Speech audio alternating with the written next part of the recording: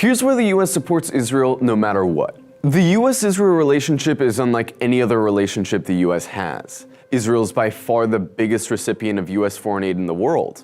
Despite constituting about 0.01% of the world population, they've received 30% of all US foreign aid since World War II. They get about $4 billion every year and have received almost $300 billion since 1945 when you adjust for inflation, which is enough money to end world hunger. But what's more shocking is that this support is unconditional. It goes through every year basically unanimously. Even right now, when we see Israel committing atrocity after atrocity and the entire world condemning the massacre of Gaza, the US government is actually trying to send more money to Israel. The US ruling class also gives unconditional diplomatic cover for Israel. Despite repeated attempts by the international community to prosecute Israel for its violations of international law, they can't. Why? Because the United States always comes in to protect Israel. For example, during Israel's 2014 massacre of Gaza, the United Nations Human Rights Council voted on a resolution to denounce Israel's massacre. Of the 38 countries on the council, the United States was the only country to vote no. The US is almost always one of a handful of countries that votes against UN resolutions condemning Israel, while the rest of the world overwhelmingly votes the other way. So why does the US do this? Well, the crux of it is that the US is an empire. It has over 1,000 military bases littered all around the world, military units that can invade any corner of the globe in a matter of hours. Its goal, like every other empire in history, is to control the world's resources and markets and force its will on the entire world. The Middle East is especially important to any empire because that's where so much oil and global trade passes through. Israel is essentially America's attack dog in the Middle East. Any job that the US can't do, or would look too imperialistic to do, Israel carries out on its behalf.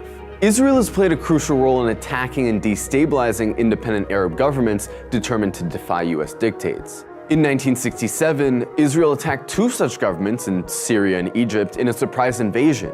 Israel's narrative has always been that they launched a preemptive strike to prevent an impending Arab genocide of Jews, but in reality, Israel just wanted to take Arab land. Matthew Peled, one of Israel's commanders in the Six-Day War, told the Israeli newspaper Haaretz, "The thesis that the danger of genocide was hanging over us in June 1967 and that Israel was fighting for its physical existence is only a bluff, which was born and developed after the war."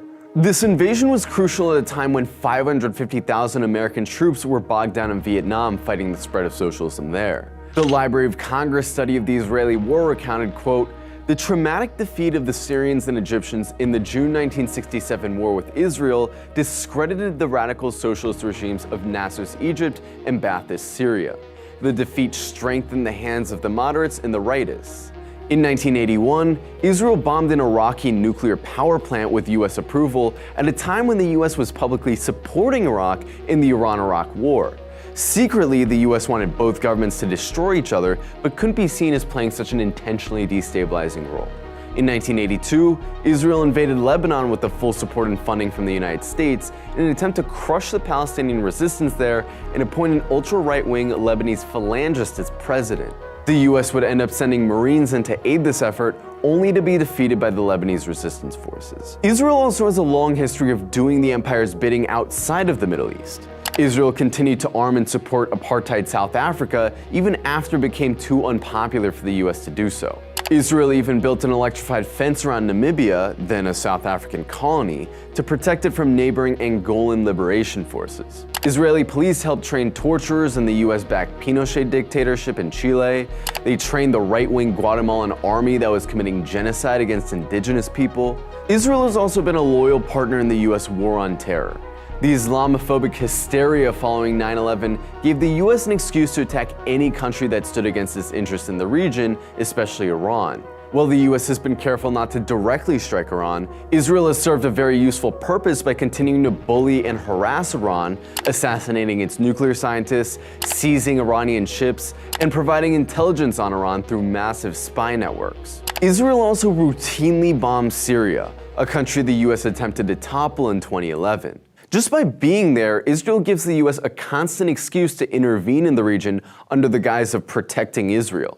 As Joe Biden once put it, "Were there not an Israel, the United States of America would have to invent an Israel to protect her interest in the region."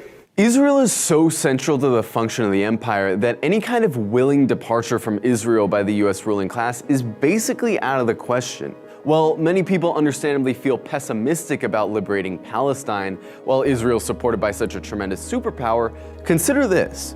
Public support for Israel has rapidly declined in the US in the last few years. Americans are starting to see what their tax dollars are paying for, and they're standing up and saying, "Not in our name."